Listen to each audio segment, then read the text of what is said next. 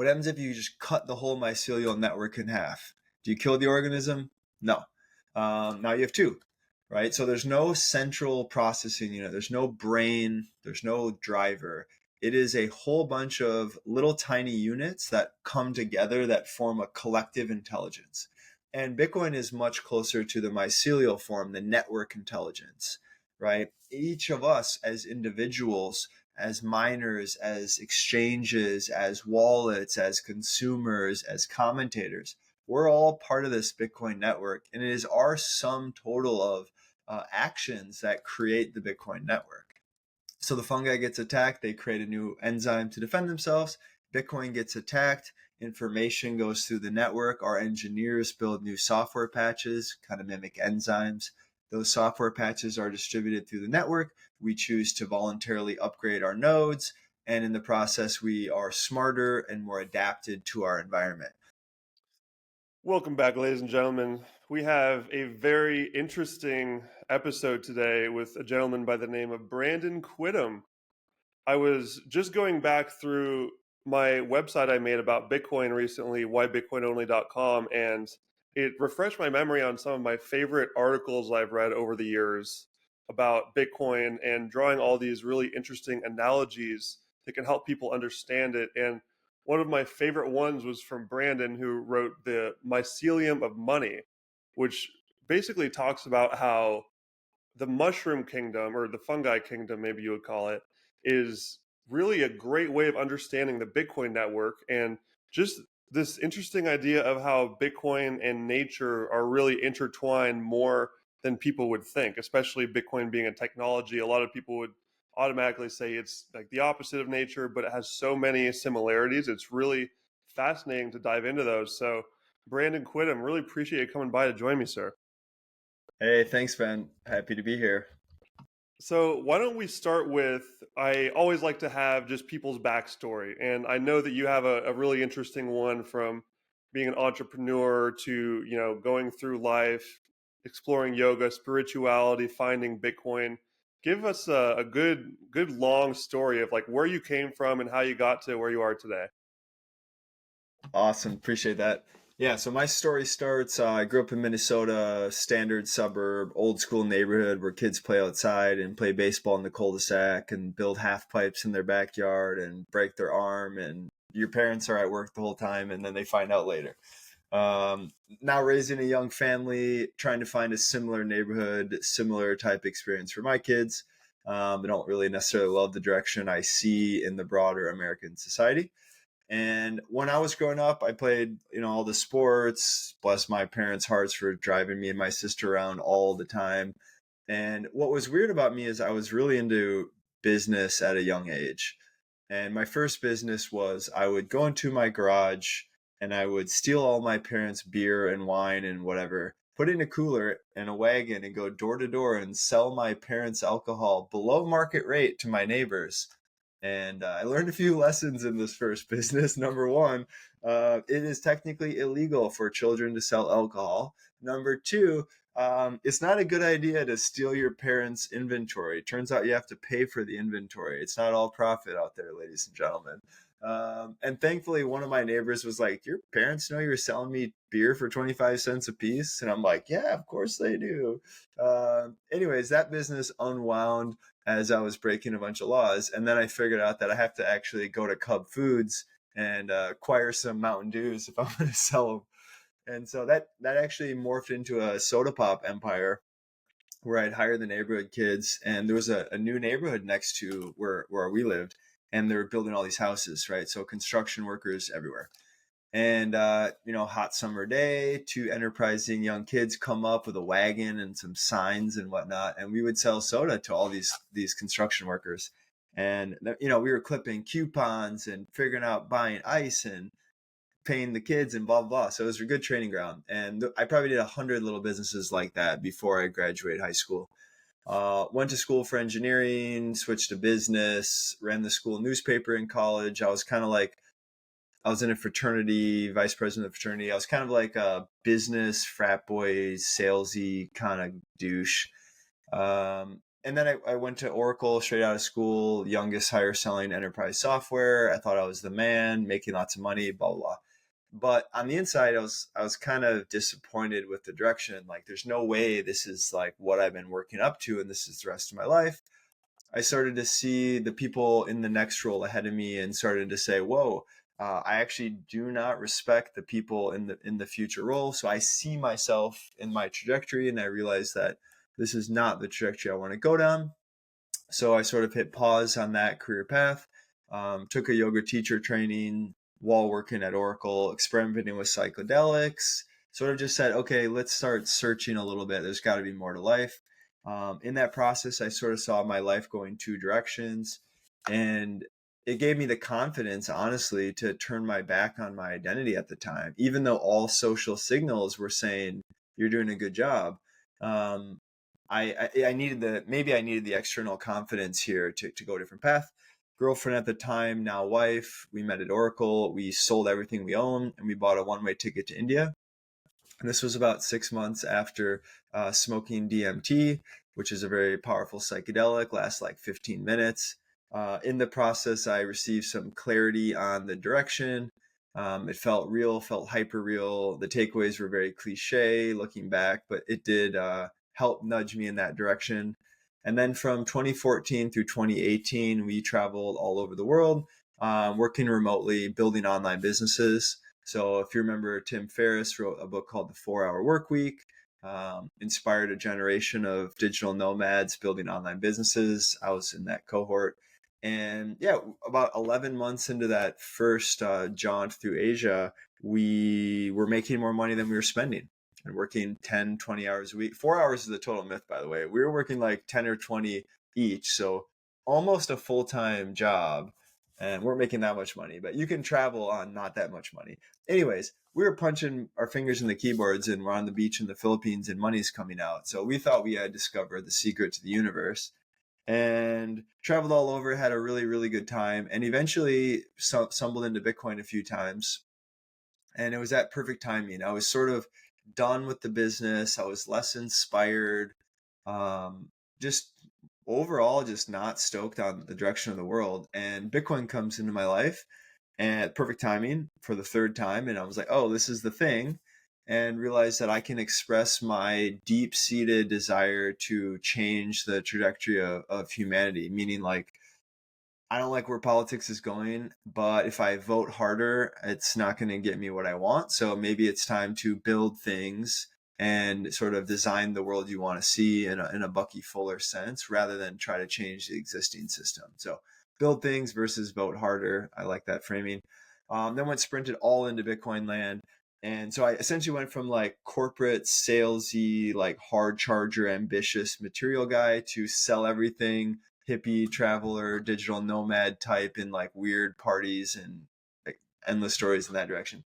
Bitcoin, the pendulum swung kind of right back in the middle where I can still be my weird self, explore subcultures, hang out with interesting people, while at the same time desire material success and wealth and the ability to support a family and leave a legacy and all those other type of things. So I think Bitcoin is perfect for me in that way. I found community, brotherhood, fraternity, whatever you want to call it, with early Bitcoin people as well, because they seem to have a high correlation with being interested in different rabbit holes, thinking for themselves, various other traits that I identified with. So I'm like, okay, not only can I channel my energy here, I also get wealthy. I also find new friends. Like, this is the secret to the universe for sure this time. Became a raging evangelist, shilled a little too hard for a while, figured out that it turns out if you shill Bitcoin too hard, we have this innate bullshit detector, most humans do. And they're like, whoa, I'm not joining the cult, man. I thought this was just a way to get rich. So kind of recalibrated, started writing. I get very obsessive with things, which is a strength, but also if I don't manage it, it becomes a problem. But in this case, I got very obsessed with Bitcoin. And now it's also probably good to bring up that I've been into mycology much longer than Bitcoin. That's going on 15 years. And I like it from all angles. It's a food source. I like foraging. I like just being outside anyways. It's a psychedelic pursuit. It's an ecology pursuit. Started writing about the overlap of those two things. Published a series of essays that, to my surprise, were very popular. And so it turns out the Bitcoin community is weird and it's hard to understand, and the biological analogy works. That kicked off a career in Bitcoin, sold off those businesses, started at Swan in 2019 as like employee 4. Now we're about 180, uh, strong business in the Bitcoin only space, etc. So back to Fungi 101. Yeah, this is a very exciting one for me. Essentially, I get to mushroom pill all the Bitcoiners, and yeah, that's secretly part of my mission here, and super fun for me. So okay, fungi. Most people think about going to the store and they see some mushrooms or the emoji or psychedelic mushrooms or whatever. That's all they kind of think about, and for good reason. Mushrooms are out of sight, out of mind. They're primarily not really in our day to day, so we sort of de-emphasize them. However, fungi are their own kingdom.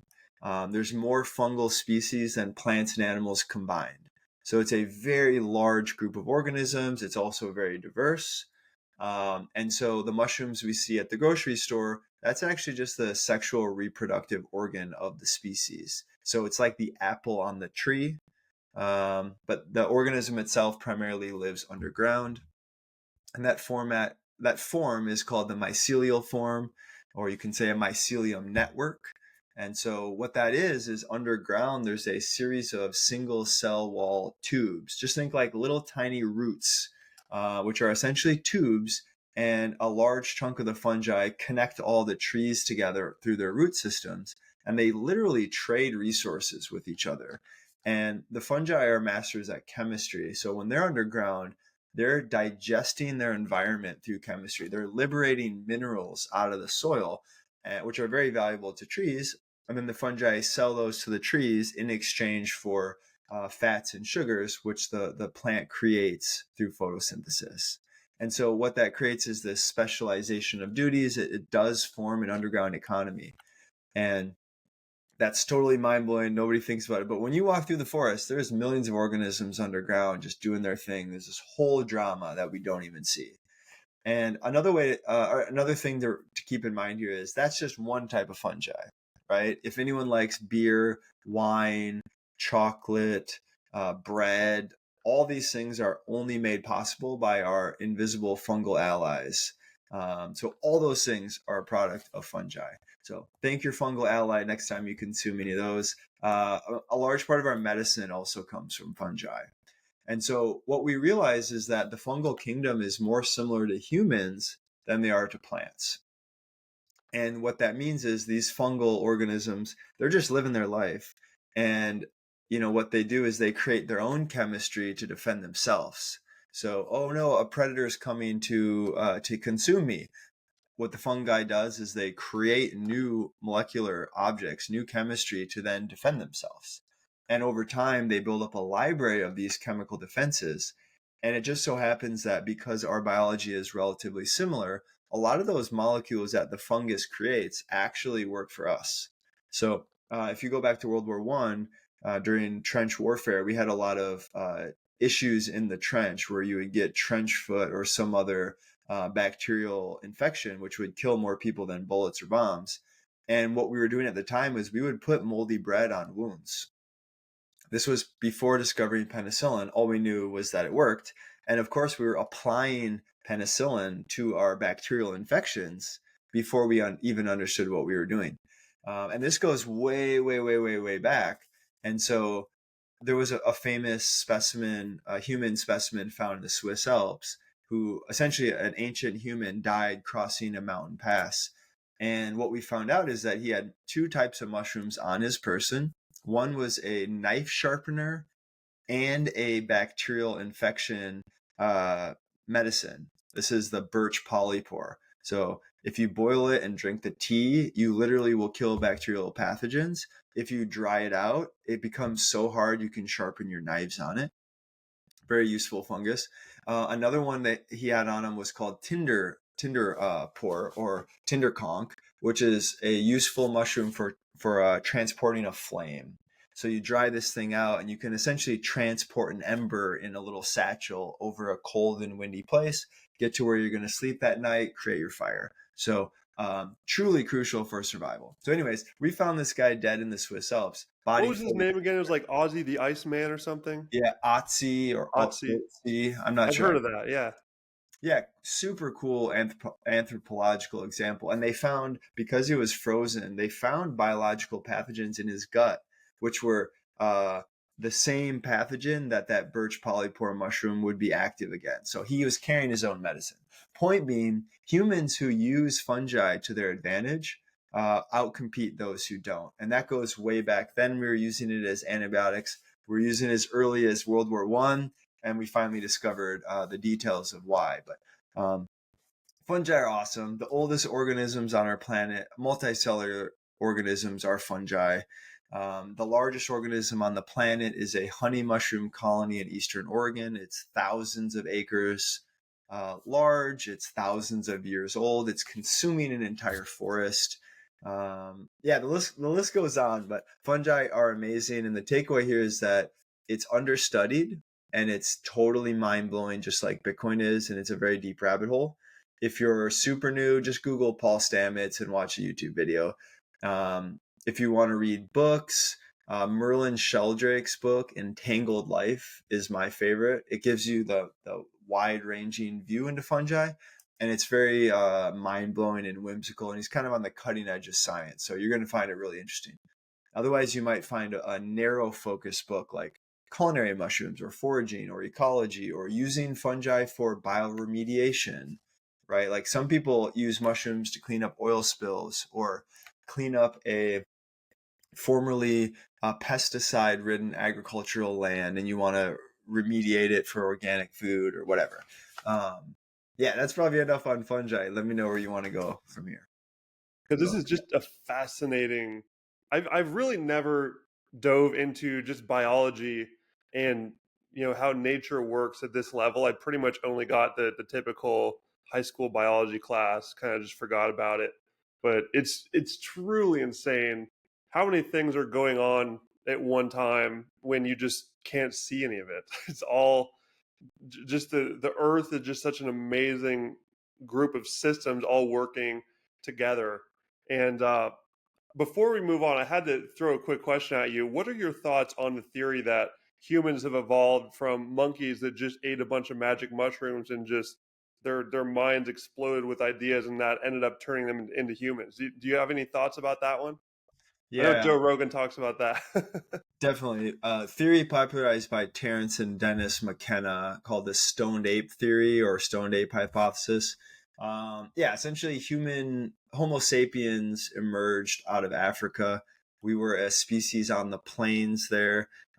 We started in the trees. We came down to the plains at some point. That's when we became upright, tall, upright, and bipedal instead of walking on all fours. And during this process, there was a rapid expansion of the brain, most notably the prefrontal cortex, the newest part of our brain responsible for language, higher order thinking, planning, coordination, which is the part of the brain that really differentiates us from other great apes. This allows us to work together, communicate, etc. And Homo sapiens aren't unique really in any capacity physically. We're not that fast, we're not that strong, our hearing's okay, our eyesight's okay, but what we're really good at is cooperation. And so I forgot who said this quote, but if one human being is dropped onto an island, it's food, right? If 100 humans are dropped onto an island, you just put an apex predator that has the capacity to wipe out the whole island, right? So we are a communal species. That is our skill set. That is our niche. And so that's a little preamble. So now we go back to the African plains. We have an unexplained period of time where our brains exploded in size. And what is that from? Bunch of different theories. One could be cooking, one could be climate change, one could be changing of diet, migration.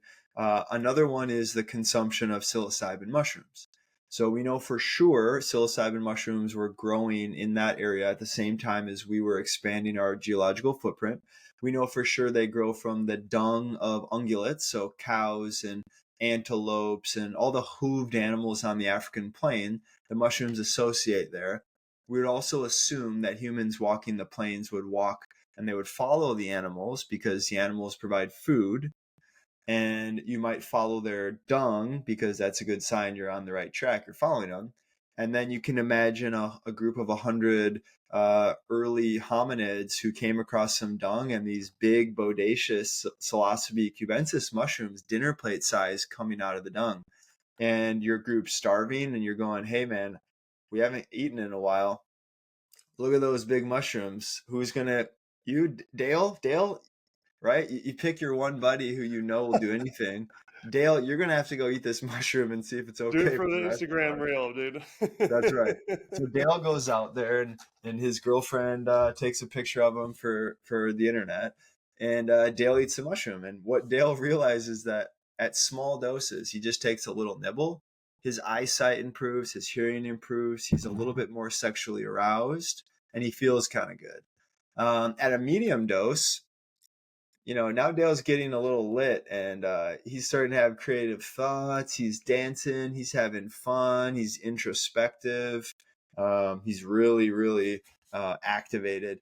At larger doses, Dale gets entirely intoxicated. He's on his back, he meets God, novelty floods in, he has all these new ideas, visual stimulation, etc. Also, tremendous reduction in anxiety afterwards, a sense of calm, purpose, focus, a lot of positive things on the backside of his heroic dose. And that's one example, the micro, right? So all of a sudden you fast forward 100,000, 10,000, maybe a million years forward, and you have this pattern of Homo sapiens consuming the psilocybe mushrooms. And in that type of co-evolutionary relationship, it's not unreasonable to assume that that continual use of psilocybes would change our brain. And we can fast forward to modern times. Our current science is showing that consuming psilocybin mushrooms promotes neurogenesis, meaning we know for sure the magic mushrooms, the big scary ones, they make our brains smarter. They create new neural pathways. They regenerate our brain. And we also know that they specifically focus on the neofrontal cortex, language, complex thinking, planning, pattern recognition, etc. So you stack all these correlations up, and I think it's a pretty strong, a lot of signal there to assume that psilocybin mushrooms played a role in the expansion of our neofrontal cortex. Now, I'm not willing to say that is the only reason why, right? I don't think anything in biology or in complex systems has a single variable here, but I do strongly believe it played a role. I also think cooking food played a role. So I think, in my perspective, the two primary signals are cooking food and also psilocybin mushrooms. Fun And you theory. mentioned diet too, and I think that's a great tie-in with one of Yep. the other subjects I talk about on the podcast a lot is just meat and where meat versus plants as like human diet has played a role throughout our history as a species. And I would think that that was definitely a piece of that as well. Is we started eating meat that increased the size of our brains when ice ages happened, and I don't even know where fungi would come in ice ages. I mean they survived, but when there were like no easy plants for humans to eat, we literally could only eat meat. So we were doing 100% hunting, only ate meat. We were like purely carnivorous for thousands of years or millions of years at a time, and that was when our brains grew the most because we weren't eating any of the plants because we were forced to have only that nutrients dense food. And so that played, and it's really interesting to look at all these different pieces and like where do they fit in the puzzle. I don't think anyone will ever know, which is why it's so fun to talk about and sort of speculate. Like just you laying out that story, I had never thought about how of course it makes sense they would be following these animals to get that food, so they would see this dung because I have heard that it grew from the dung, but it makes even more sense that they would be trying to track them down. They would continue to see these little shrooms everywhere. So why would you not, at some point, I mean, to say that we wouldn't have tried it is crazy. I think that even the most primitive animals are like experimenting with things. So you have to think that humans would, and I've done psilocybin before. You have too. We both know that. I mean, when you do that, you're going to be questioning some things and changing your habits, and other people are going to be curious and want to try it as well. And it just makes a lot of sense that has to be a piece in this. It really is fascinating how that happened. And like you mentioned, that the ancient Iceman who had the mushrooms, and people were still using mushrooms today. It's been around this whole time. It's been around for, I mean, I think I took a note from your article. It's been, you referred to them as masters of survival. It's been chugging for over like 1.3 billion years. Of every mass extinction event, the fungi have just powered through it. So could you maybe add a little color on just how it's such a powerful organism? What makes it so unkillable through all of these huge extinction events that just wipe out everything else? Yeah, absolutely. Happy to touch on survival. Do you mind if I touch on the food and diet one quick before we Absolutely. go there? Yeah, yeah. Okay, Go awesome. for it. I've explored this one a fair amount, and I actually think that cooking is more primary than meat. And there's a whole bunch of studies on this. I'll send you a book recommendation after. It's probably like the Sweet. best intro to why cooking is the leading hypothesis over psilocybin over meat. And essentially, the change in our physical anatomy that occurred at the same time was that we went from a long gut, which is what let's just use chimps and gorillas say. They have a really long, enormous gut. Long And the reason, cecum too. Yeah. yep, exactly. And the reason why is because they're trying to extract nutrients out of plants, which is really hard to do. There's nothing in there. It's fibrous. You got to work hard to liberate the good stuff. And so those type of organisms pretty much eat all day, eating salad. The whole day they got to eat salads to barely get enough nutrients, right? And then humans have, and let's take dogs, canine, or cats, canines on the other end of the spectrum. They have a really short gut. It's just like a bowl of high acidic. They can just throw a whole rabbit in there and digest the whole thing and get all the nutrients. And those type of animals, they don't have to eat very much, right? Like a lion will go and eat like half an antelope and then like chill out for a week and then go hunt again. Very different types of organisms, right? Very different ways to consume calories. Humans are in the middle a little bit, but what we found is we went from a long gut, flat teeth, herbivore body to a omnivore body, closer to carnivore body, you might argue, in a really short period of time. Again, so caveat, we don't know shit about this period. So we're looking at like fossil records, speciation, past climate data. It's you got to squint to see the patterns kind of situation. But what cooking does is the effects of cooking food on a human match up 1-to-1 with the physiological changes we saw during this period. So essentially our guts shortened. And when you cook, let me back up. When you cook food, you make it more bioavailable. Okay, it's like pre-digesting your food. And so what that results in is your body spends way less time and energy extracting nutrients out because you already broke down the cell walls, you pre-digested it. So you just throw it in and it's immediately fuel. So then the body goes, wait a minute, I don't need this enormous long gut. That's wasted energy. Let's shorten our gut. And now we have all this extra energy. What are we going to do with it? Let's put it up to our brain. So simultaneously, brain grew, gut shrank, which is indicative of including cooked food into your diet. Meat would be one of them, but also like starchy tubers or fruits or whatever. I think we were eating those things the whole time. Once we discovered cooking, we had a diverse diet. I think meat is probably primary, it's the focus. Plenty of different tribes associated with the herds, and they would follow them around. But there were other types of humans who specialized in a environment along the equator, which had very few large game. So they might eat fish and coconuts and more plants. They're also very small people compared to the animal associated plains humans, right? Anyways, cooking, I don't want to de-emphasize cooking because there's a really strong argument there. I think it's more murky for meat. I think it's part of the equation, but I think cooking's more primary. Yeah. Survival. Anything you want to touch on there actually before we go to survival? No, I mean, so I've been, exploring the carnivore diet rabbit hole for a while, and one of the things that and like I won't get too off the rails on this for too long, but I definitely see how cooking is a big part, and I think that you're like does definitely we're able to cook plants and it allowed us to ferment these things so they damaged our gut less because tubers and all the fruits and vegetables and fibers, it cooking gave us the ability to ferment those so the defense chemicals and the fiber didn't damage us as much, so it was a better emergency backup.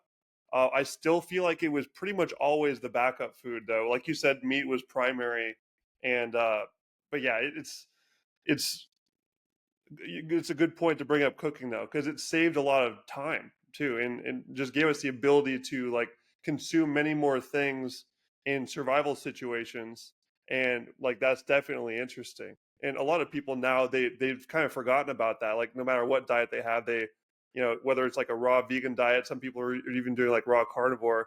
I mean, it's worth people experimenting, but you got to look at the history behind it. Like this cooking has helped us survive for this long. It's an important thing to remember. That's pretty much it. Definitely. And along with cooking implies fire, right? And fire implies you can see after dark. You can easily defend the group. Someone has to keep the fire going at all times, so it increases cooperation, storytelling. I think it's deep in our biology too. Most humans, you sit next to a campfire, you feel something deep inside if you're perceiving, if you're paying attention. There's some innate comfort, curiosity, confidence, like, hey, we're good. The Jaguar is not getting us tonight, baby, type feeling. In the same way that I feel, and this is also scientifically corroborated now, but if you go to a lake or a river or an ocean or whatever, and you just sit on the dock and look out, your body goes into a relaxed, confident, peaceful, chilling. I'm chilling, baby. We're safe. We're by the water. We're defended. We have food. We have drinking water. In the same way. And so I think just meta comment here, in modern society, we have sort of engineered this environment that we believe works for us. And what I think we've done is we've over engineered our environment. And in this sort of like head first thinking, engineering, we'll just think our way out of it type approach. And in the process, we've neglected our meat suit. Our biology is not getting what it needs. And so now, today, for the first time, or relatively first time, we have more people who are having metabolic disease from over consuming versus not getting enough food. And it's 2 to 1. 2 times as many people are suffering from malnutrition, from poor diet, eating too much crap, versus not getting enough food. Mental health is horrible. Like, you just look out in society. These are diseases of modernity, diseases of having too much food, or whatever it is, like Too many willpower problems. options and too much noise coming in telling you incorrect information. It really fools people into just eating the industrialized stuff that makes the bureaucrats a lot of money. So they have more money to market it to the people. And as people's brains literally lose steam and lose processing power from a bad diet, because that's so critical for your brain, Yep. it's like a death loop, and it just continues to get worse and worse. Worse food, worse mental, like it just feeds on each other. Exactly. And also, this is the first time in our species history that we've had to deal with this, right? Let's go back 100 years, and any time prior to that, every single food was local, free range, organic, etc., because that's the only way we could make, that's how we made food. And also, like, a large percentage of the population dedicated all their working time to getting enough food not to die, right? And then we specialize more and we outsource food to the corporations, like you said, and their job is to maximize profits. So they create food like substitutes. And then we're like, well, holy shit, no one can stop themselves from mashing a bag of chips and cookies. Well, our biology betrays us there. Our biology says fat, sugar, good, gorge. Because in an evolutionary sense, anytime you came up on a mature fruit tree, a bunch of mangoes in season, it's in your best interest to just eat 100 mangoes that week. Because And the season was only like a few weeks long, so exactly. you need to fatten up and get all that fructose to get like fat for the winter. Exactly. And so again, we're just not adapted for modernity. So what that means is we should be skeptical as modern discerning humans of modern food, modern lifestyle. It doesn't mean all modern things are bad. It means be skeptical and assume that your starting point should be whatever your great grandma ate, that's food. Any new stuff, we should be like, oh, I don't know if we should add that into our diet. Same with lifestyle. Walking, lifting heavy weights, sunshine, community, family, low stress as much as possible. These are the foundations of Homo sapiens. And it doesn't mean we should all go back to the tribal settings and like get rid of electricity. It means we have to bring back the things we know work to modernity. I love technology. I love modernity, but I also have a big garden and I forage in the woods a lot and I go for walks in the sun every day, blah, blah, blah. So I know what my body needs and I just jam it into modernity. And what do you know? People who follow that type of approach do not have any of these diseases of modernity. So, as far as I can tell, this is super obvious, and everyone's wondering why we're all fat, sick, and nearly dead. It's the fundamentals. Keep it Yeah, simple, stupid. just like keeping your wits about you and using the benefits of both. Because, like you, I mean, we're doing a freaking video call across the continent right now. I mean, that's pretty freaking awesome. So, like, I'm not gonna say like screw technology because it's sweet. It has really cool benefits and it can really bring people together and increase that community you mentioned. Because community is so key and has been key for our entire existence. We just gotta be careful and not let the dark side of it encroach on what makes us human, and health is just a huge part of that always. Bingo. hmm Sweet. Let's try to drag this back to fungi. I love the tangents. Those are always welcome. That's always cool to get different opinions there. Um, bring it back Survival? to what's that? Survival? Is that where we were? Yeah, like we could really start. I mean, what we could actually do is we kind of got a good overview of the fungi. We could just sort of talk about the Bitcoin and fungi connection now. I think that we got a good enough overview to sort of jump into that. And like I mentioned earlier, for anyone listening, I will make sure that your full article is in the show notes that really breaks all this down in great detail. But I just wrote down that the four main chapters you have here in my notes. Decentralization, the social side, the the names were chapter one, Bitcoin is the decentralized organism. So let's just start with that. This idea of decentralization in both fungi and Bitcoin. Could you walk us through just what is decentralization from the scope of both of these things and how are they so similar? Yeah, absolutely. So, let's see. Let's start with let's start with fungi. So, okay. Yeah, I think it'd be good for each of these just to start with the fungi, sort of the base, because that's like the natural thing. And Yep. then Bitcoin's like the newcomer, and we'll sort of plug it in. That'd be perfect.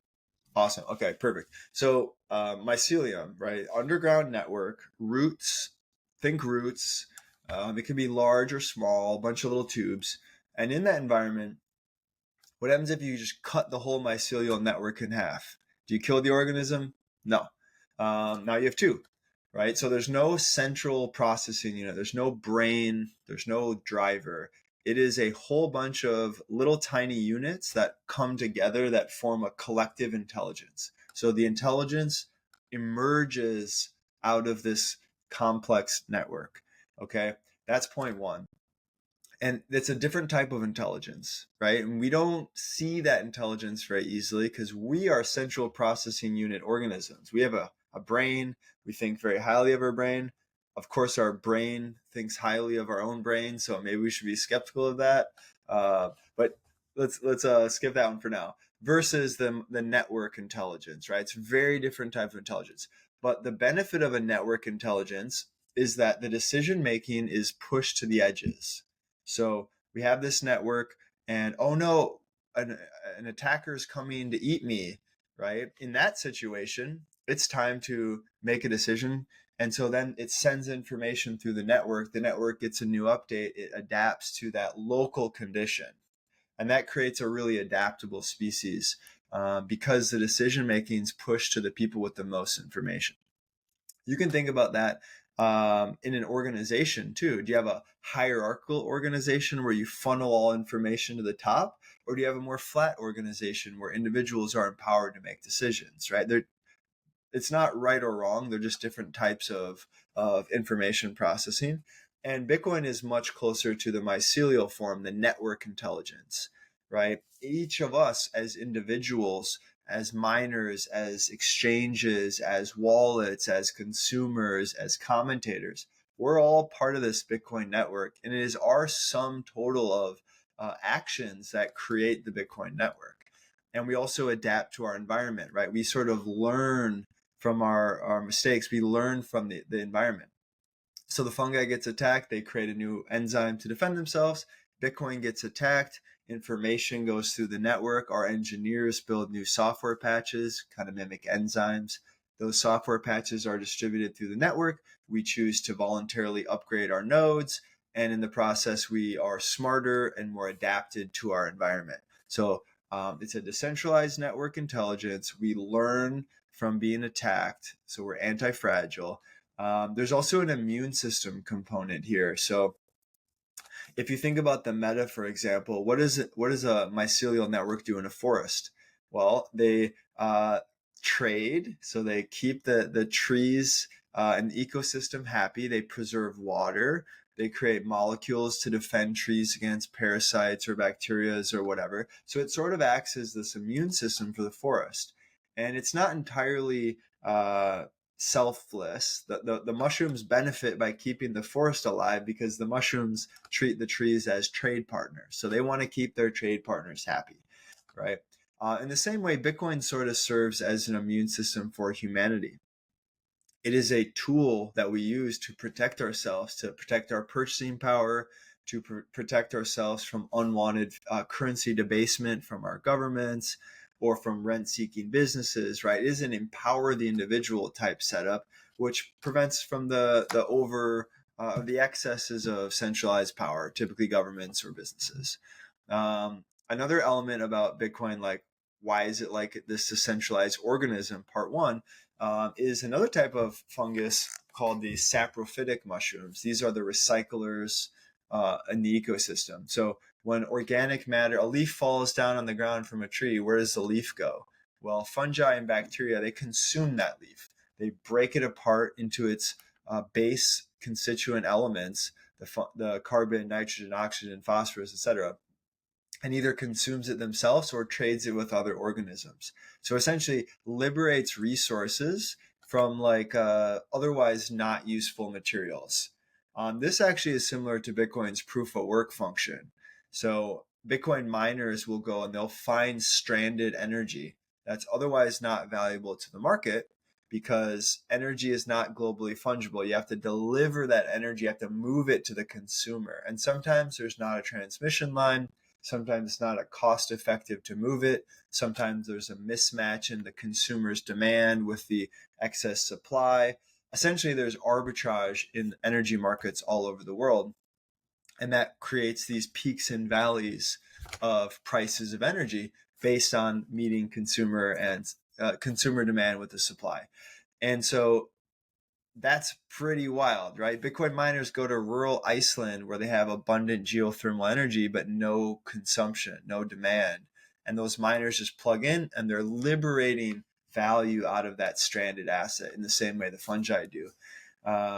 Yeah, that's probably enough for step one. But essentially, this Bitcoin thing, what is it? Is it a money? Is it a technology? Is it software? Is it whatever? It's all those things, but in its whole, it's actually a complex adaptive system that's an interplay between humans, computers, our ideas, the environment, and it evolves and changes and learns over time. And so it's my belief that it's best viewed as a living organism.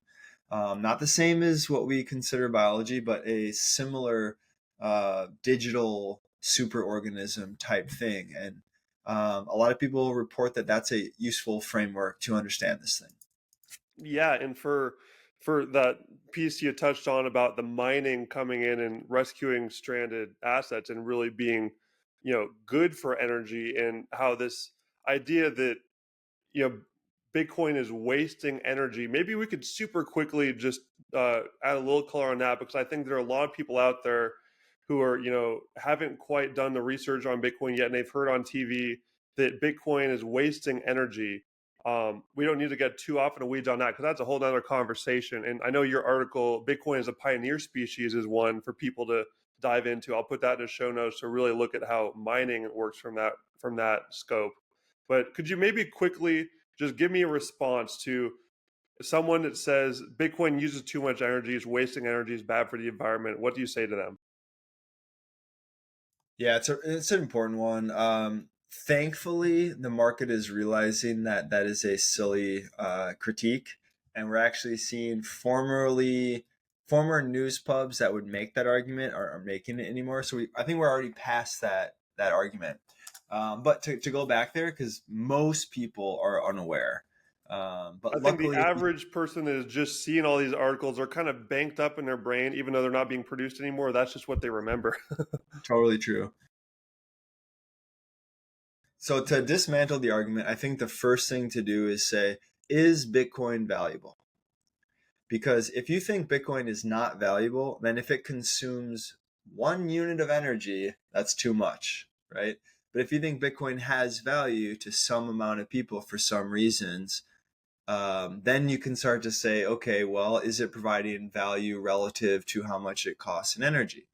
And I think you have to get to that point before any argument lands. So first off, is Bitcoin valuable? Well, hundreds of millions of people own it.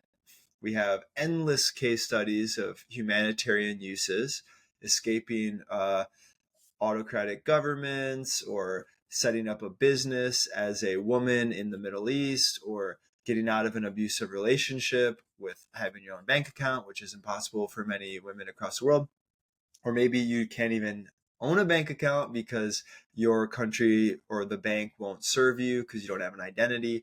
Whatever. There's a million of these use cases. And the humanitarian side usually lands better for the people who make the energy critique. So that's why I hammer those. But there's other benefits like, hey, I don't want to get my savings diluted by my government who spends too much money. And that's a perfectly good reason. So building That's wealth, my favorite. That's where I'm at. that's where I'm at. I live in the West. Payments work. I can get a bank account. I'm a white dude in America. Like it's not hard. So, but is my saving getting devalued? Yes. Point being, Bitcoin's valuable. If Bitcoin's valuable, then we can look at the energy use. Okay, then you might compare it to the fiat system because Bitcoin's not just this product in a vacuum. It would be in comparison to what? And you start trying to add up all the costs to run the fiat empire. And what do you find out? Well, we need aircraft carriers, we need bank branches, we need it law enforcement. You add it all up, it consumes a lot of energy. Okay, maybe that's okay because maybe money is valuable. And turns out it is. So I don't have a problem with how much energy fiat uses, but Bitcoin would use way less, that's for sure. So it already beats fiat. I would also say, hey, if you're making this argument, you should probably learn a little bit about energy markets. We touched on it prior, but energy is not globally fungible, meaning local energy prices fluctuate dramatically because it's hard to bring the energy to the consumer. And so, what Bitcoin miners do is they seek out low cost power. And what low cost power, what that means is no one's willing to pay for it. And so miners are essentially consuming the wasted energy that no one's willing to buy. And we know they'll do that because if they don't do that, they lose money. And we know for sure that profit motives are a powerful incentive mechanism. And this bears out the data. If you go look at all the miners today, they're only successful if they buy low cost power. Low cost power means nobody wants it. So they're actually consuming energy that otherwise would be wasted in many cases. And what does that do? It creates a new revenue stream for energy producers. Okay, now we start looking at second order, third order effects. These miners are providing revenue to otherwise not very good businesses. In practice, what this means is we're seeing an increase in renewable energy because they have a customer on day one. I don't want to go It down this helps too far, but bootstrap it from the ground and actually improve. So that's these right. people who are huge proponents of these alternate fuel sources should be the biggest fans of Bitcoin and mining because it's going to be the exact thing that helps them get off the ground and thrive. Exactly right. And if you want an example, go to ERCOT, Texas's grid. And the head of ERCOT says, we love Bitcoin miners because they pair really well with all the wind and solar we have abundantly in West Texas. And if you didn't have miners on the network, the solar and wind, just as a profile of how they produce energy at the wrong time. So the sun shines during the daytime. Well, guess what? Everyone's at work during the day and there's no demand. And then they come home from work and everyone's running all their appliances, AC, TV, whatever. In that environment, the sun's going down. So the sun's not contributing to the energy that the consumers need. And so the solar especially puts a strain on the grid because the grid operators have too much supply, not enough demand. They have to figure out what to do with that. So that's a hard cost to grid operators. Luckily, Bitcoin miners can be turned off at a moment's notice. So you can essentially overbuild the demand side in Bitcoin miners. And then when at any point in time you see that supply demand equilibrium shift out, you can say, hey, Bitcoin miners, I need you to turn off because we got to send all that power to the people. It's cold tonight or whatever. And then you create this flexible demand system, and it's all about matching the supply and demand. Now the grid operators can do this more granular, which means lower cost energy, and more resilience to those giant spikes in demand or supply that would become from weather events. So humans are actually going to survive better in this type of environment, lower cost power and less carbon intensive. So Bitcoin miners are an amazing catalyst for the energy use of humans. And last point on energy is that energy is the master commodity. Harnessing energy is upstream of all the things we like.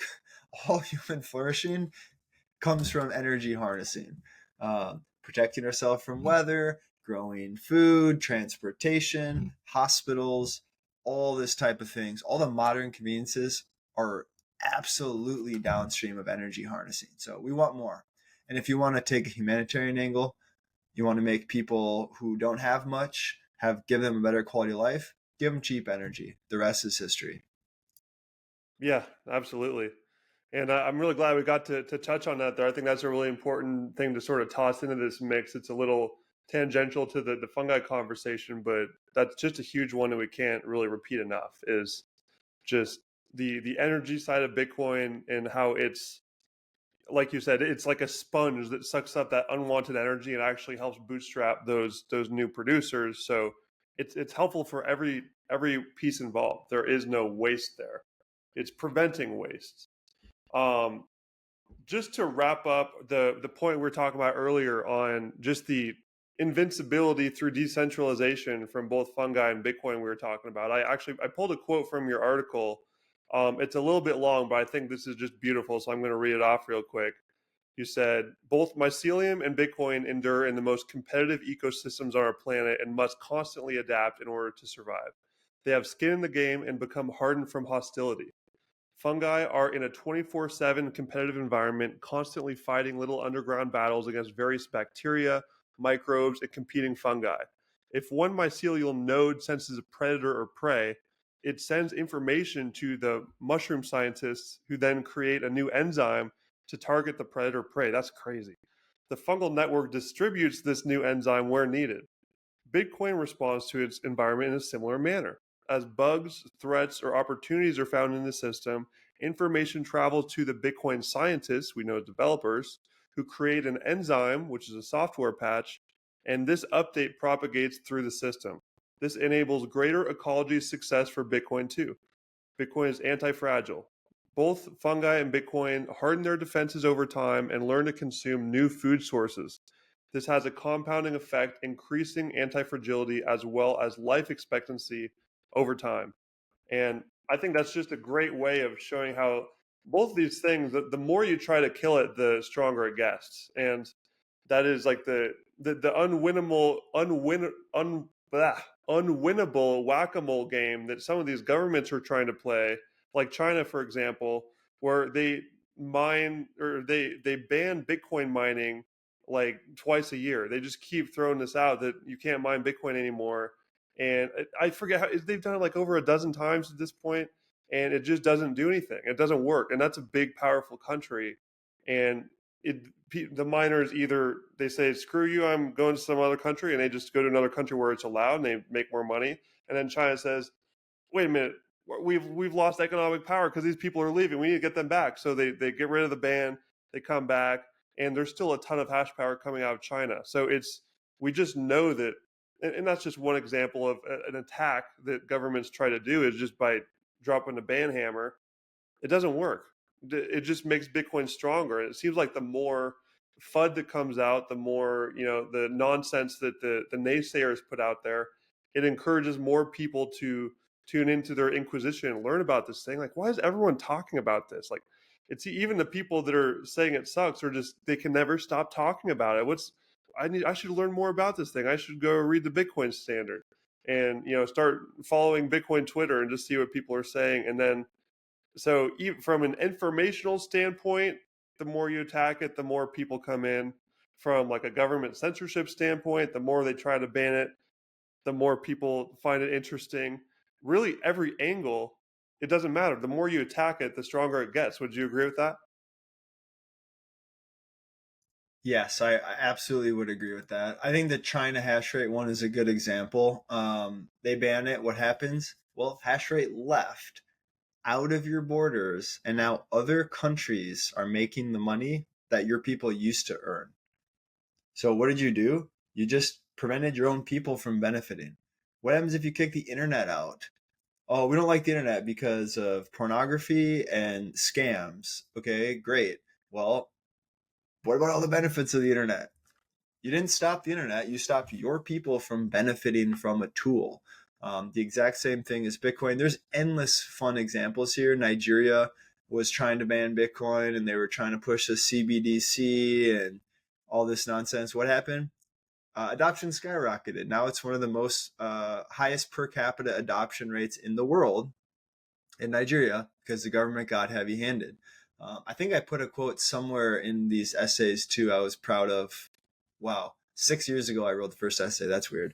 It was essentially that if you attack it, you demonstrate the need for Bitcoin in the beginning, and so it creates an interesting dynamic with game theory where the best move is to play. The only move is to play, meaning that if governments attack it, they don't benefit. They just increase adoption and harm themselves. If governments want to do something to Bitcoin, they should buy it.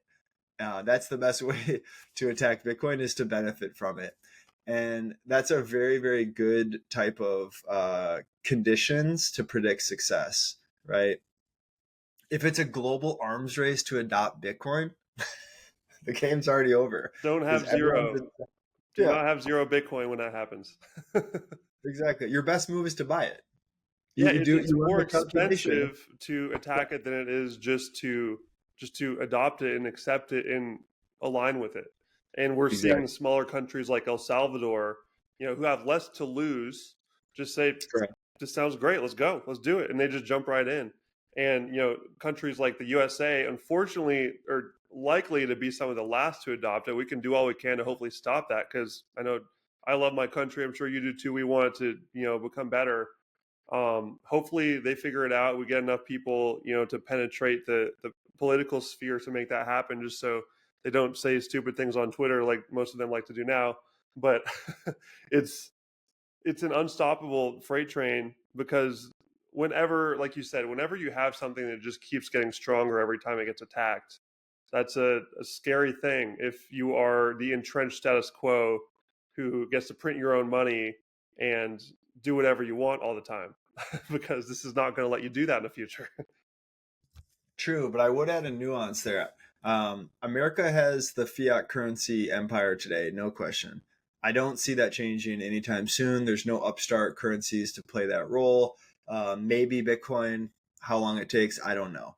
But I actually think Bitcoin is totally simpatico or aligned with American values, even though we have the fiat reserve currency. Fiat reserve currency benefits who? The empire, American empire, and some tiny slice of Americans, um, and people who want to like exert our power abroad, right? The empire. That is not the same thing as Middle America. Middle America would benefit from Bitcoin over having the global reserve currency. And so I think there's a bifurcation there. I also think that Bitcoin values are way more aligned with liberal democracy than they are with any sort of autocratic regime. So if you want to mass control your people, let's say you're China or North Korea or whatever, you don't want Bitcoin because you cannot stop Bitcoin. Bitcoin empowers the little guy. However, if you're America and you like distribution of power, theoretically, at least on paper, Bitcoin is perfectly aligned with Bitcoin. Maybe we could argue that the modern America, the new authoritarian impulses that are bubbling up, maybe that's not as compatible, but deep core American values are entirely simpatico with Bitcoin. So I don't think America will be last. I think we're going to, it's also becoming a political issue. So again, back to game theory, if a lot of people like this thing, the politicians will all of a sudden like it too because they can buy some votes. And that's not a bad thing. We should embrace that. Yeah, Forget the left guy, the right guy, the blue guy. Who gives a shit about these people? I don't trust any of them, and neither should you. But it's a win when they view our political voting bloc as relevant enough to pander to us. That means we already won.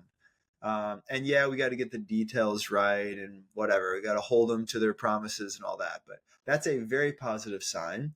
And it's also inevitable. If you thought Bitcoin was going to win, this political jockeying stage had to occur.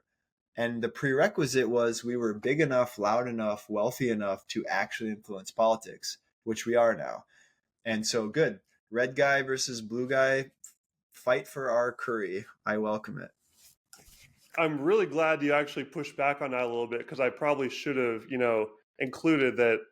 I do go a little bit back and forth on this because we do see a lot of politicians in the US that, make Bitcoin their whole thing. Like they really they want to stand out from all the other ones, and so they find out that Bitcoin is the best way to do that. So this could, this sort of general theory that America has the most to lose, so they would be last, is too black and white. Like there could be just a total wild card thrown in the mix if the right person, just orange pills the right candidate at the right time. That whole thing could be blown up, and America could be the next Bitcoin country. Who knows? Like it's definitely possible. And like you said, it's going to take, you know, stroking the egos of certain people up in the fiat system to do it. And but hey, I, any way we can get Bitcoin into the U.S. would be fascinating. Good for Americans and good for the world because it push the whole world into it as well. Like if the fiat empire adopts Bitcoin, then that sends like a massive signal to everyone that all right, like we're moving into a new chapter, and it's going to be a much more prosperous chapter for everyone, even those, whether you're in the states, like you said, the middle class who isn't really benefiting from the money printing at all. In fact, we're getting screwed because all of our rent is going up, the price of groceries are going up. Helps all those people, helps everyone in the developing countries that are, at the U.S. basically screws through their whole game, like the IMF. I know that Alex Gladstein writes a bunch of articles about that. Um, the fiat empire essentially has the ability to just extract from everyone else. So essentially 99.99% of the world is going to benefit when Bitcoin takes over and becomes the standard. Yeah, exactly right. And if we accept that to be true, that means that from the financial use case, America is going to accept it because most of the Bitcoin's owned here, a lot of it's mined here, a lot of the businesses are here.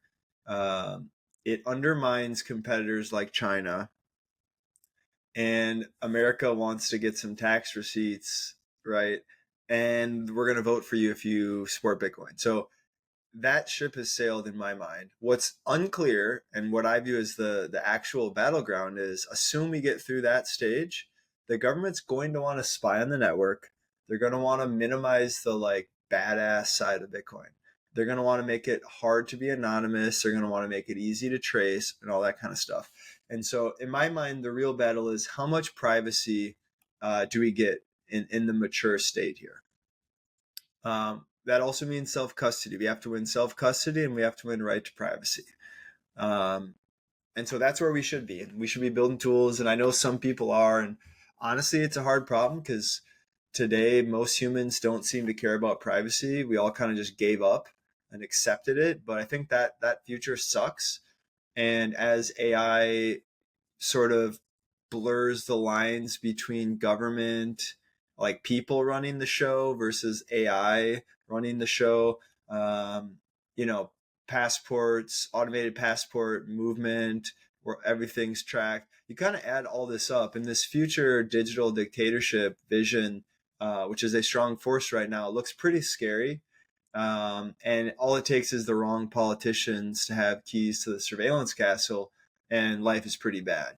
And so I'm hoping Bitcoin is the tip of the spear that gets people to think about self sovereignty rather than central AI autocracy like techno state, which I think a lot of central planner types would like.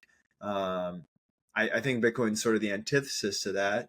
I think it's also the way to preserve freedom and markets and prosperity in a digital age. And so otherwise, I fear we will be, yeah, we'll get rolled up right into this techno state. Not me. I'll be in the mountains growing food and trying to fuck off. But I hope we don't have to get to that point. Yeah, it's good to remain vigilant and flexible with your location and lifestyle for because the more you study this, the more you start to wonder like how's this gonna go down? It might not be the smoothest thing ever. But a direction I thought we could take this, you because mentioning privacy and the dynamics between that and transparency and how humans sort of intermingle with each other on different levels of the social hierarchy. The second chapter, and we can bring this sort of back to the fungi analogy now, is how you talk about Bitcoin and fungi both being a social creature, how there's really a social aspect to it. And we've touched on this in little pieces throughout, but what would be your high level view of, starting with fungi again, like what makes it social? What's the social piece of that that allows it to thrive? And how is Bitcoin similar in that sense? Yeah, good question. So I think part of this that comes to mind is stuff we already covered, like the Otzi, the Iceman part, right? Part of it is we associate with this thing as a tool, and by doing so, we benefit. I think that's part of here. Another thing is like there is a cult-like situation going on here. And by the way, culture and cult come from the same base, right? So I want to say cult's not necessarily a bad word. That's kind of the takeaway there. But there is a thing where humans, and I mentioned this in jest in my sort of bio background intro section, where you get really obsessed with this thing and you want to spread the good word of Satoshi as you learn about this thing. And some people say, oh, this is bad. Investments are supposed to be dispassionate. Why do all the people on Twitter love Bitcoin so much? Like it must be a cult. It must be bad. I'm going to short the cult, right? Okay, well, let's do a little inventory here. When was the last time shorting a cult was a good idea? Name a single product, name a single brand in the last 30 years that didn't get called a cult. You got any examples? I just in the Apple, stock market, Tesla. I was a part of a couple of them. The first stock I ever bought was Tesla stock, and those shorts got wrecked. And then I was big into GameStop, shorts got wrecked. If you have like a massive, super passionate following, where the more shit you throw at them, the more powerful they get, like we talked about earlier, you don't want to do that. Exactly. So, yeah, the fact that Bitcoin's a cult means we have a good shot here. If Bitcoin did not inspire cult like devotion, like it literally gets people to donate their time and talents, like pick up a second full time job to help Bitcoin, that's crazy. And if we didn't have that, if it didn't inspire us to donate our time and our talents, you think we'd have a shot at overthrowing the fiat regime? No chance. Okay. So that's a prerequisite for success. That's a positive. That makes me want to invest, not the alternative. And it gives me a little bit of joy knowing that the people who find that offensive are going to be later to adopt. That's a beautiful thing. Okay, it's a cult and that's good. Let's move on. Next one, Bitcoin is a social system too. People don't like this one, or some people don't. They want to believe that Bitcoin's code is fixed.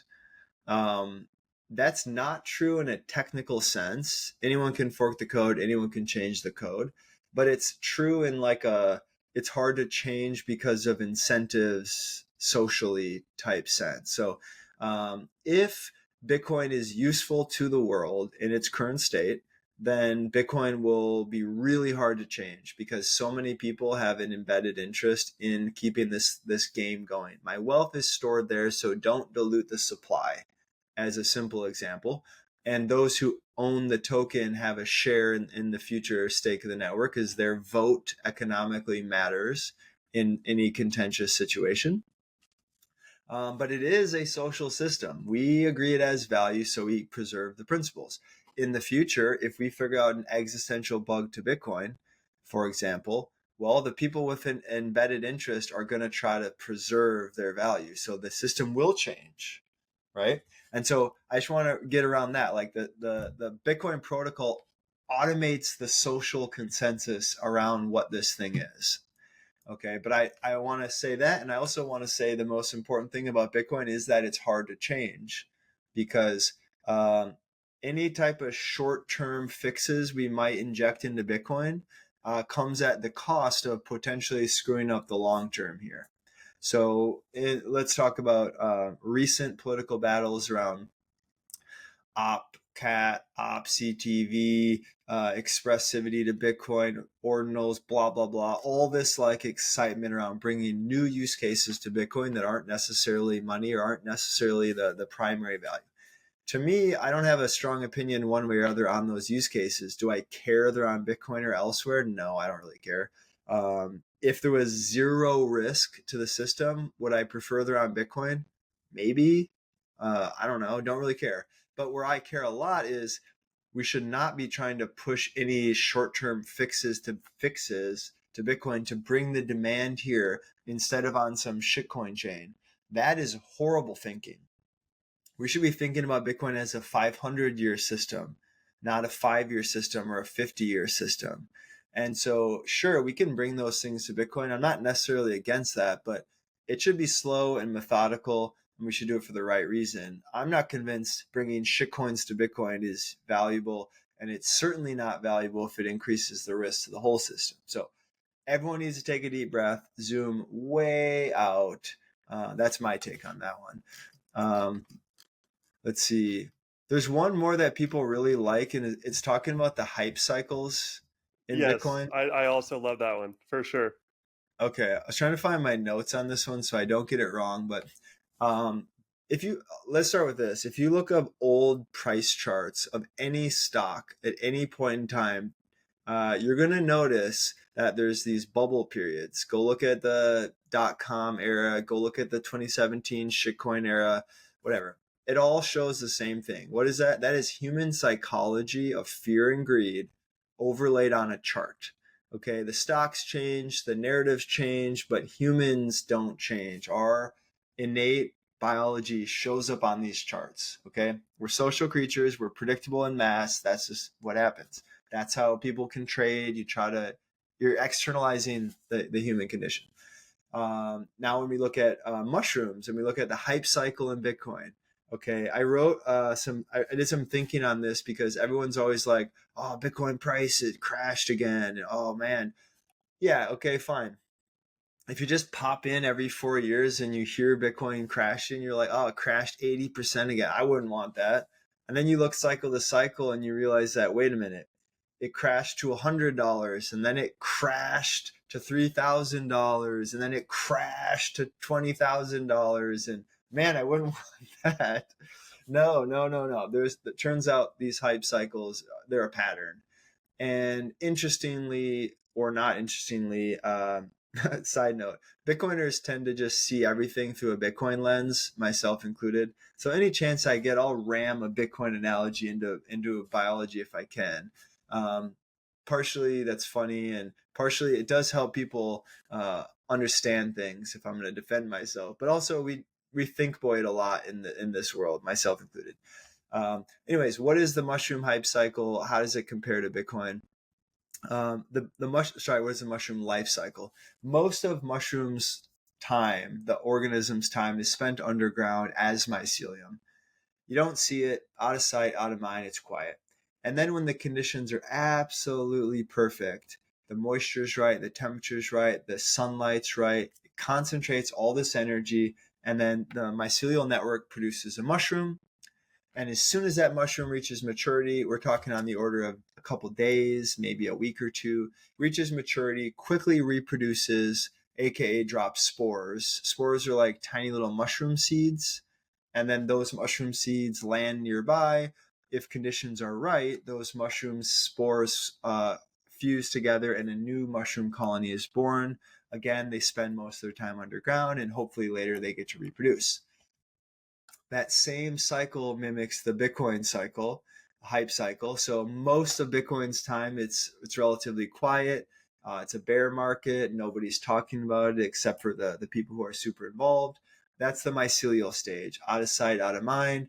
And then all of a sudden, a bull market comes. Everyone's talking about it. Explosion, mainstream media, new people come in. That's the mushroom cycle. Whoa, okay, boom, this temporary period while the excitement's there, and then it reproduces the sporulation. That's like the apex of the bull market, and those spores go everywhere. And just like the mushroom spores, the majority of those die.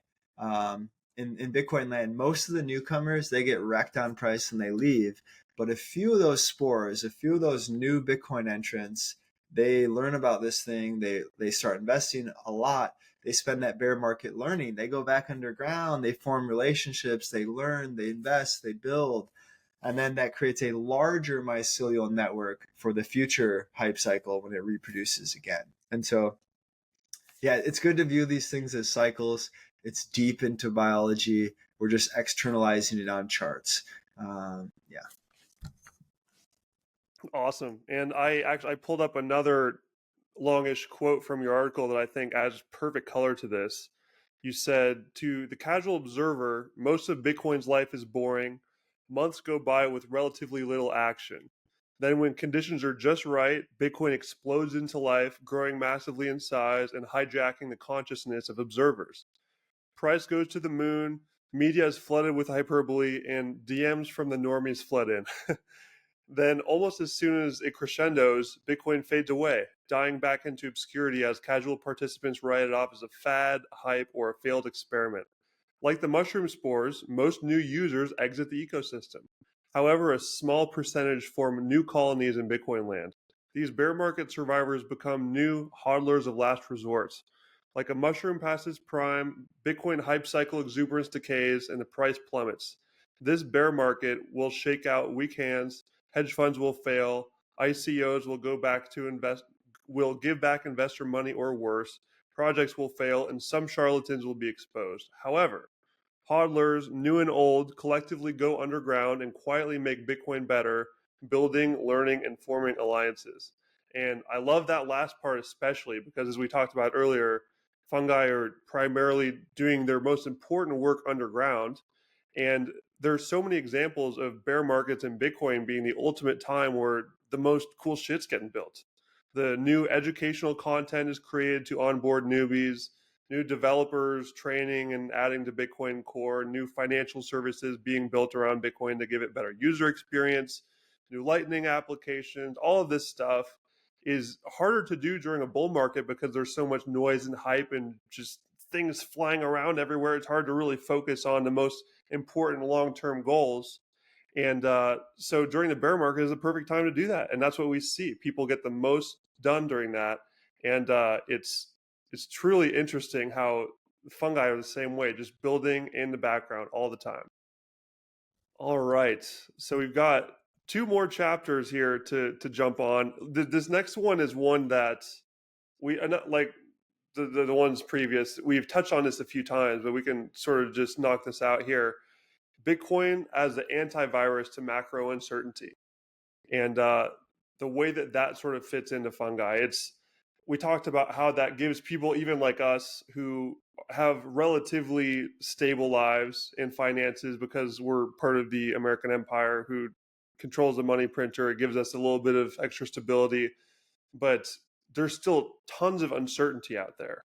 So could you maybe add a little bit of color about how it specifically provides that antivirus, as you put it, and where fungi fit in there? Yeah, absolutely. So when I broke down the mushroom or mycelial series, there's four parts. There's like the first one is just like one to one, looking at Bitcoin as an organism. Then we did part two, the social stuff. So weird cultural things. How does it fit in? Part three, as you mentioned, the antidote or the antivirus. This one's trying to look at the big picture, the macro conditions. Does Bitcoin solve big problems here? That's kind of where we're going. And I think that the big one here is that we're at a end of a long-term debt cycle. If you want to look at Ray Dalio's theories, we're also smack dab in the middle of the fourth turning. If you want to look Which up is the another one of the things that you've written about that I know you have awesome takes on, which we haven't even touched on. So that'll have to be a combo for another day. there you go, there you go. Yeah, if you're wondering like why is the world seemingly going crazy, look up this essay at brandonquittem.com. You'll find it there. Bitcoin and the Rhythms of Could you History. maybe drop in just a super quick summary of that, just so people kind of know where you're coming from there before you continue? Definitely. It's hard to do this one justice in short, but I'll do my best. Essentially, demographers, people who study demographics, they notice patterns, and those patterns would be around every 80 to 90 years. Humans would like break everything and rebuild it again. Commonly wars, but not always. So a big giant something happens, and then we rebuild.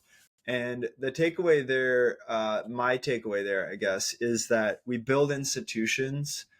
Let's say after World War II, we created the World Bank, IMF, Social Security, NATO, Bretton Woods monetary system, etc. The core infrastructure for society was all created in this like really short period of time.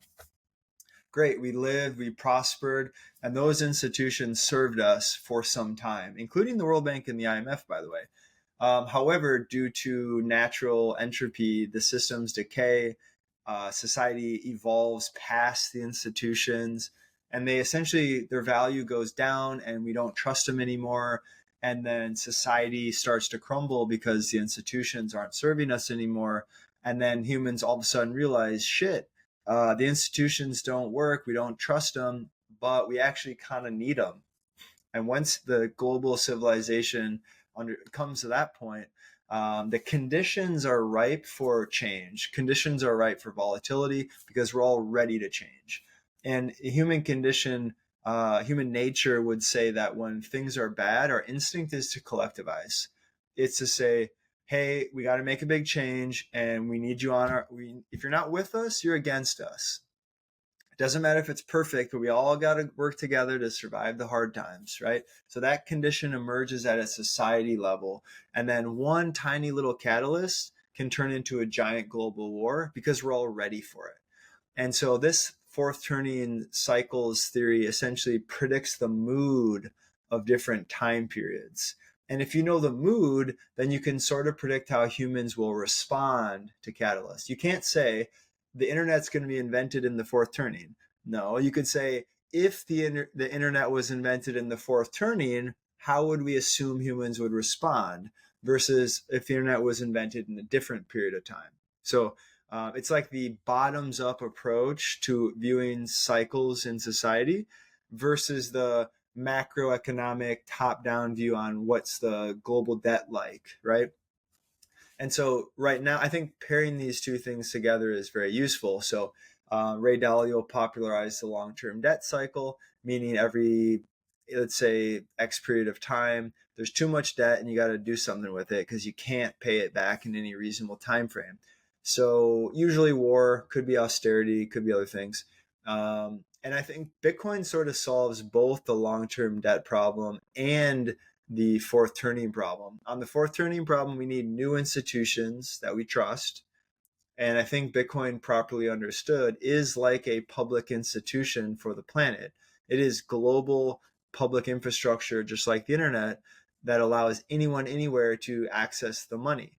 And that has untold benefits around the world. And we can trust it. You don't have to trust the old white guys setting the monetary policy. You trust open source software and you can verify it yourself. So that sort of stabilizes the need for institutional trust. Um, it also keeps the government in check. So it sort of decreases the incentive to cheat. It decreases the incentive to go into these centralized institutions because there's less power there. And on the debt side, well, okay, if everyone's in debt, what happens? Pain. And on the individual scale, if I'm in too much debt, that's bad for me and my family. But if I somehow create some wealth, all of a sudden the debt doesn't have as much of a burden. So individuals can protect themselves by owning Bitcoin instead of watching their currency hyperinflate, which is what we would expect in this type of environment. Um, and then at the nation state level, El Salvador can buy a bunch of Bitcoin today and sort of insulate themselves from the pain of these long-term debt cycles that are going to unwind, have to unwind at some point. And so essentially Bitcoin is the antidote to the meta or the macro woes of society today. And that one requires quite a bit of fundamental understanding and systematic arguments to like get to that point. So if whatever I just said in the last 2 minutes didn't land for you, go back to that one and like read the argument to build up, because it sounds like, yeah, right, Bitcoin's internet money, it can't fix things in society. But it's my belief that really small incentive changes, as long as they're low enough in the social stack, right? These are primary base level protocols for civilization. If we make small tweaks there, it actually has tremendous impacts in society. Um, Also fits an Austrian view of the world. If you like Austrian economics, they would say similar things. And I totally agree. Show me the incentives, I'll show you the outcomes, to quote the late Munger. Yeah, that's chapter 3. Awesome. Yeah, and what was I going to say? Oh yeah. So connecting that dot for people from bringing Bitcoin up and them understanding that this like saves the world is a difficult one. And I spent the whole first 10 episodes of the podcast really trying to lay the groundwork for that, because I know it's such a big topic and it sounds very hyperbolic that Bitcoin really will fix all of these things. But the shortest way that I would put it to people is that the money printer and the Federal Reserve and all the constant dilution of the money supply is what's making people poorer. It's what's making the infrastructure fall apart. It's what's causing all these incentives. As I talked with Matthew Leshak about, just even the food supply is being ruined. People are getting less healthy. All of that comes back to the fact that there's an infinite money printer just distributing wealth to bad people and the most powerful in society who just care about profit. And we're not against capitalism here, but that's not capitalism, because in that is the opposite of capitalism, when you have a money printer that decides the winners. So when people really blame the rich people, which I know this is something you've also talked about in the past, like when people just go after Jeff Bezos or Elon Musk, I think us Bitcoiners tend to say that's the wrong blame pointing, because they're just playing within the game. And this is an example of don't hate the player, hate the game. And the game is you suck up to the money spigot at the top, you suck on the nipple of the Fed, and then you're going to have infinite money forever. So there's no reason to really produce value. And that's kind of a large topic. And again, I'd recommend people to start at literally the very beginning of the podcast, because I went through that with a bunch of people. We're getting close here, Brandon, to the end of our time. So this could be perfect to touch on the last chapter here, which you call Bitcoin is a catalyst for human evolution. So we talked quite a bit about our evolutionary past and history, where fungi came into that. And now we're looking ahead, where Bitcoin comes into play. Maybe you could take us to the finish line with your explanation of how you see this coming out and how you envision the future looking. Definitely. Yeah, this one's big and meaty. With the time we have, I'll try and hit some highlights. That there'll be more left unsaid These here. ending parts are really just a preview for our next episode, because we got to do another one in the future. We have too much to talk about. There we go. I'm in. Okay, so part 4. I start this one off explaining symbiosis. It's a fascinating concept. Essentially, in nature, there's all these win-win scenarios where organisms work together. Some of them are parasite relationships. Some of them, it is a mutualism, a win-win. Some of it's different versions of this. It's not a black and white thing. These are human categories. But the point is, there's various levels of cooperation, competition, co-opetition, whatever you want to call these things in nature. I think a very cool example of this is colonizing dry land. So if we go back a very long ways, life was in the oceans, essentially. Thermal energy came up. Volcanoes created land masses. Okay, great. Now we have land and we have water. but there's not much on the land. How did we originally colonize this desolate volcanic landscape? And the leading theory today is a symbiosis between a plant and a fungus. So think a little tiny bit of algae and some microscopic fungal organisms wash on shore from a wave, and they get stuck in a little tide pool. So they're isolated in a little pool stuck on land. Usually they'll just die, but some enterprising duo, they landed the algae, which obviously turns sunlight into food, the fungus, which can use chemistry to digest the rock and acquire minerals. They together form a complete ecosystem that can produce food, grab the minerals, and they trade and they work together. It creates a little colony. In that world, and you fast forward some time, eventually that rock turns into topsoil. That topsoil makes conditions for the next plant, the next fungus to land a little bit easier. And it creates a very slow and exponentially accelerating force, which eventually creates topsoil and makes way for more complex life. And all of a sudden, humans are on the planet. So all terrestrial life owes themselves to that one fateful partnership. And here we are. And so essentially telling the story of symbiosis. And then we kind of look in the article, we kind of look at these from a Bitcoin lens and what happens when humans form symbiosis with Bitcoin. Well, Bitcoin's fixed supply teaches us that if we save in a fixed supply asset, our wealth goes up faster than if we saved in another vehicle. So that teaches us to save, that teaches us to think long term and give us confidence that our saving creates more wealth in the future. So it literally lets us think longer term, and it gives us psychological security that results in having families, building businesses. And it's my belief that as a society, if we all think a little bit more long term, well, then as a society, we're going to be operating our best. So if you look throughout history, periods where humans think long term, we operate the best. This is obviously true as an individual. This is obviously true at a society level. So forming symbiosis with Bitcoin actually changes our time preference, to use the Austrian term, or just it lets us think long term, which is good. There's a bunch of little examples like that, how it subtly shifts us. So that's kind of where we go in the article. I also tease out some future things and some like side detours that are kind of fun. But one thing is economic evolution by natural selection. And it's just kind of playing on Darwin's theory that it's not the strongest money that survives or the most intelligent money. It's the money that's most adaptable to change.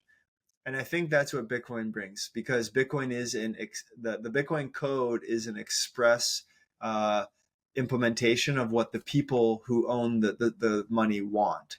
And so as the world conditions changes, theoretically, Bitcoin can evolve and adapt with those conditions. We can also build layers on top and whatnot. Because it's open source code, we could theoretically move the UTXO set to a new organism if we needed to, things like that.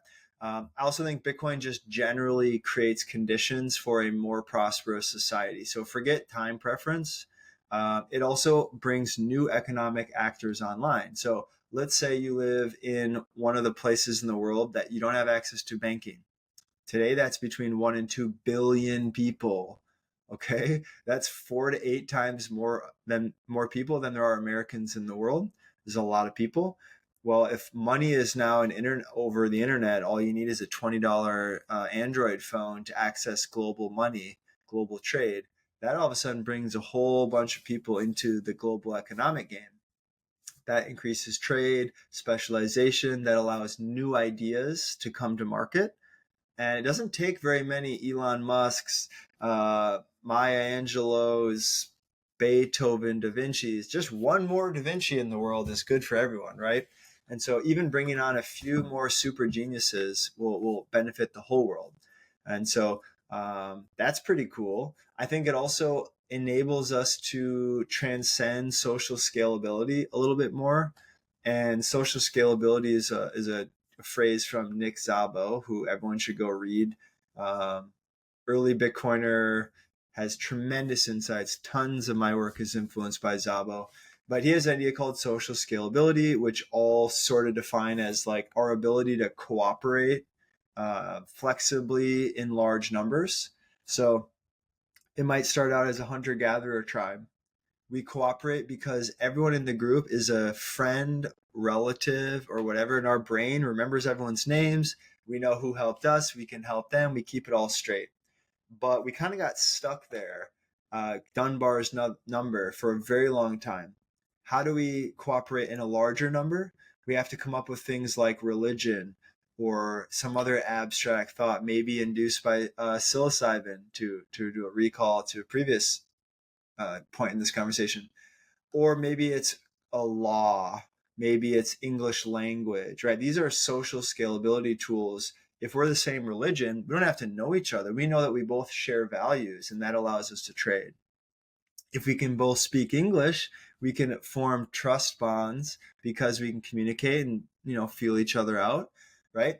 Money is another social protocol that enables social scalability.